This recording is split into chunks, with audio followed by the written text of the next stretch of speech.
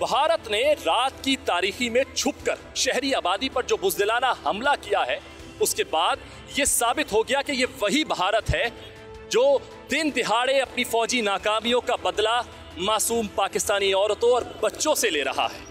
उसके पास ना तो इंसानियत है, ज़मीर है और ना ही जंगी असूलों का एहतराम। लेकिन पाक फौज ने दुश्मन को ऐसा जबरदस्त जवाब दिया है कि उसकी चीखें निकल गई, बंदूकें खामोश और तोपें ठंडी पड़ गई। आज हर पाकिस्तानी भारत की जहरियत के खिलाफ गुस्से से भरा हुआ है। हर पाकिस्तानी का जज्बा हुब्बुल वतनी अपने उरूज पर है और ये पूरी कौम अपने तन मन धन से वतन के लिए जान कुर्बान करने के लिए तैयार खड़ी है। हर शख्स पुरजोश है और वतन के तहफ़्फ़ुज़ के लिए निकल खड़ा हुआ है। आइए चलकर बात करते हैं लोगों से और देखते हैं कि उनके जज्बात क्या है। जनाब, मुझे आप बताइएगा, आपका जज्बा कैसा है, क्या सोच रखते हैं, क्योंकि इतना बड़ा मामला हो चुका है, कशीदगी बढ़ गई है। देखिए जी, ये बुज़दिल दुश्मन 5 और 6 की दरमियानी शब्द जिसने रात की तारीकी में हमला किया, तो हमारी पाक अफवाज ने भी मुंह तोड़ जवाब दिया। मोदी कहता था अगर मुझे राफेल मिल जाए तो मैं पाकिस्तान को बता दूंगा। अबे तेरे तो 3 राफेल तो हमने गिरा दिए और 2 तैयारे और गिरा दिए हमने। अबे मोदी, तूने तो 65 में भी मुंह की खाई, 71 में भी मुंह की खाई और इंशाल्लाह इस दफ़ा भी तूने मुंह की खाई है। तुम लोगों ने अपनी बिल्डिंगों पे, अपने हेडक्वार्टर पे सफ़ेद झंडे लहरा दिए थे। तुमने शिकस्त तस्लीम कर ली थी कि हम हार चुके हैं। सफ़ेद झंडा लहराने का मतलब ये होता है कि हम हार गए हैं। और मोदी, मैं तेरे को ये बताऊं कि तू हम अपनी पाक फौज के शाना बाशाना खड़े हुए। अरे तू पूरे पाकिस्तान को तो छोड़ दे, अगर लियाकताबाद के नौजवान अगर वहाँ पहुँच गए ना तो दिल्ली पे पाकिस्तान का झंडा लहरा देंगे। क्या बात है, देखिए करता है, क्या बात है, आपका जज्बा नजर आ रहा है।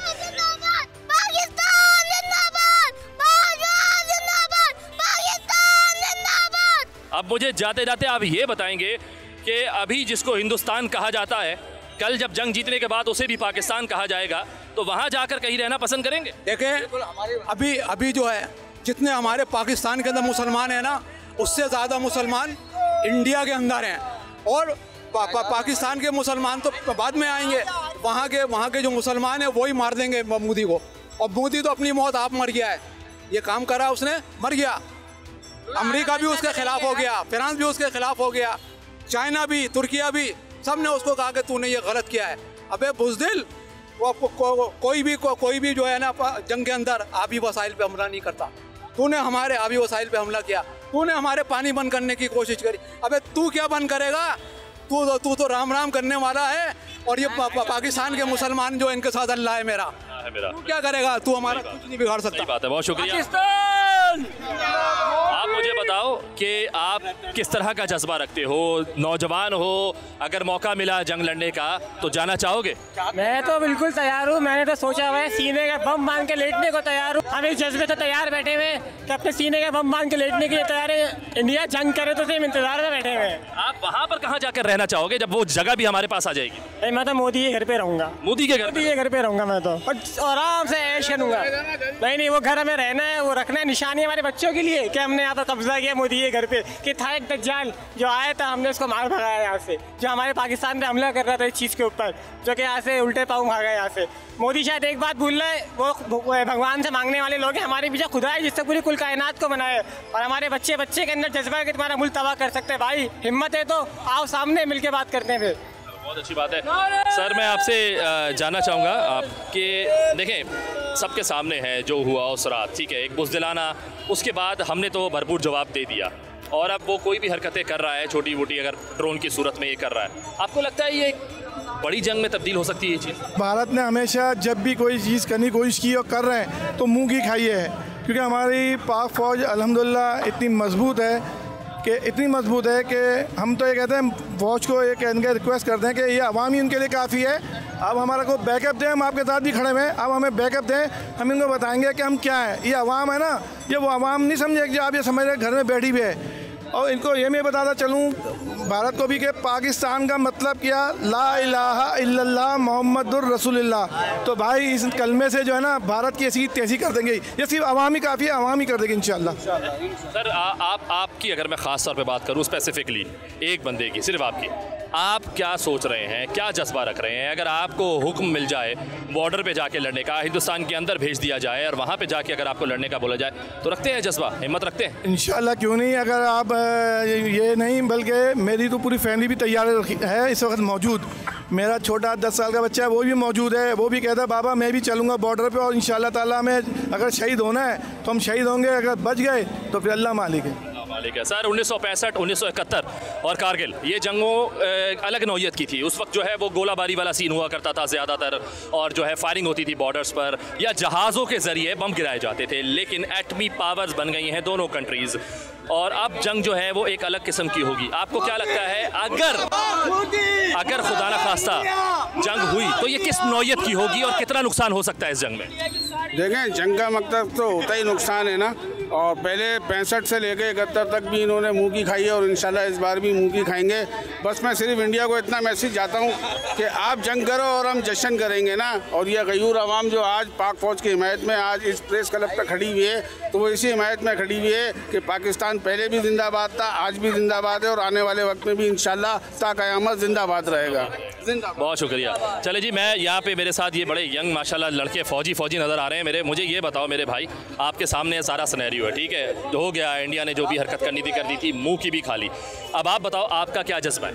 भाई हमारा जज्बा ये है कि हम पाक फौज के साथ बाशाना खड़े में और अपनी जान का भी नजराना देना जानते हैं, और अगर हमारे को मौका मिले तो हम क्या, हमारे आने वाली नस्ल भी कुर्बान है पाक फौज पे और अपने पाकिस्तान पे, पाक वतन पे। पाकिस्तान जिंदाबाद, पाकिस्तान जिंदाबाद, पाक आर्मी जिंदाबाद, पाक फौज जिंदाबाद। अच्छा, आपने बात की मोदी ला के दे दो, मोदी को अगर लाकर यहाँ दे दिया जाए तो क्या सोचा है, क्या करना है? भाई कत्ल है उसका, भले हमारे को जेल जाना पड़े, कुर्बान। पाक आर्मी भी कर देगी वहाँ जाके, आप लोग क्या करोगे इस पे? अगर हमारे को अगर जान का नजरानिया भी देना पड़ेगा तो हम वहाँ पर जाएंगे। ये बोलना चाहते हैं जिस तरह हमारे मुस्तफा भाई ने फरमाया था कि बॉर्डर खोल दो, इनको बोलो बॉर्डर खोलो, तो हम तैयार बैठे इधर लड़ने के लिए। बॉर्डर खोलो, हम सारे तैयार हैं, सिर्फ एक दफा बॉर्डर खोलो तो मोदी भाई। एक यहाँ पर एक बात का नारा लगेगा और हमारी जान भी चली है, हमारे को परवाह। हम जो है ला इलाहा इल्लल्लाह वाले, हम वैसे ही जादी है, हमारा खून ही जादी है, हमें कोई ट्रेनिंग लेने की जरूरत नहीं है इंडियन आर्मी की तरह। कैसे मारोगे वहाँ की, तो वहाँ तो आर्मी होगी ना सामने। हमारा कलमे का रिश्ता है, ला इलाहा इल्लल्लाह मोहम्मदुर रसूलुल्लाह पढ़ के अल्लाह अकबर लगाने घुस जाएंगे, बम बांध के इंडिया को फोड़ देंगे हम।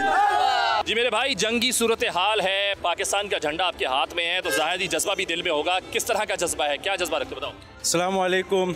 मैं मोदी को एक बात बोलना चाहता हूँ, हम शुक्र है, तुम्हारा शुक्रिया अदा कर दे कि तुम लोगों ने हमको एक किया। हम वो कौमें हैं जो लड़ के थक जाते आपस में, अभी तुम्हारे लिए एक हो गए, ये सोचो तुम्हारा कितना नुकसान होगा। हम वो कौमें ईमान रखने वाले कौमें जो सीने पे बम रखने वाले कौमें हैं। अगर हम लोग को एक बार आर्डर मिल गया पाक फौज की तरफ से कि जाओ बॉर्डर का रास्ता खुले, घुस जाओ, ला इलाहा इल्लल्लाह मुहम्मद रसूलुल्लाह, तुम्हारा दिल्ली और मुंबई हमारा इधर पड़ा होगा। खुदा की कसम, तुम्हारा मोदी, तुम्हारा असेंबली हमारे इधर पड़ा होगा। हम वो कौम है, हम लोग को एक बार आर्डर मिल गया पाक फौज की जानिब से, तुम लोग गर्क तबाह हो जाए, क्योंकि हम लोग ईमान रखते हैं, मुसलमान है, कलमा रखते दिल में। तुम्हारे दिल में कलमा नहीं है ना ईमान है, तुम लोग तो मूत्र पीने वाला कौम है, हम लोग ईमान वाला कौम है, सही है ना, कलमा रखने वाला कौम है। हम लोग इधर बम रखने वाला कौम है। तुम्हारा टैंक, तुम्हारा पोश क्या हमारे सामने डट पाएगा? पहले तो तुम हमारे पाक फौज से तो लड़तो। अच्छा बेटा, ये बताओ, जंग की सूरत हाल है, नौजवान नस्ल को क्या किरदार अदा करना चाहिए? पहले तो मैं आपको अस्सलाम वालेकुम रहमतुल्लाहि व बरकातहू। नौजवान नस्ल अल्हम्दुलिल्लाह अपनी माँ के पेट से ही ये कलमा पढ़ा था, ला इलाहा इल्लल्लाह मोहम्मद रसूलुल्लाह। इसका मतलब ही है जिहाद, कि अल्हम्दुलिल्लाह अल्लाह ताला ने हमारे दिलों में ये दर्द डाला है कि किसी की माँ बहन पे जुल्म करना, ये क्या मोदी क्या समझ है? अगर ये मस्जिद हमारी आबाद नहीं करने देगा तो इसके ये बुत खाने जो आबाद थोड़ी होंगे। पिछली दफ़ा इनके फौजी पकड़ के इनको चाय पिला के भेजा था, इंशाल्लाह इनको इस दफ़ा इनकी गाय माता का गोबर खिला के भेजेंगे।